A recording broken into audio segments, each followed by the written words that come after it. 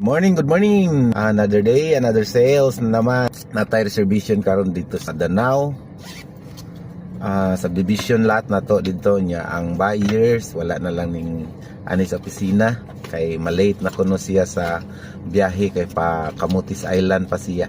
10 kuno ang larga sa iyang barko and then itunol ra niya ang iyang pang reservation diri nga 5,000 pesos. Wala ni ka na sa sir sa imong pag-invest kay legit gini ang ato ang gibaligya daghan na kinig project na naton over nga developer. Nata karon sa opisina na no kay mag-reserve na ta sa iyo sa buntag. Time check 9:29 AM.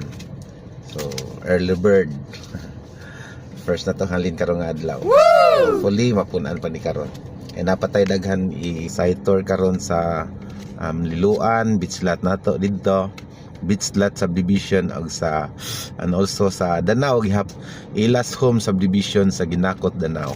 So mao na tong project nga atong gipangbaligya karon og katong mangita sad og mga investment nga nindot like farm lot subdivisions na asad ta sa Tabugon, Ilihan Tabugon, Cebu, Managasi, Tabugon, Cebu, nasad ta diha.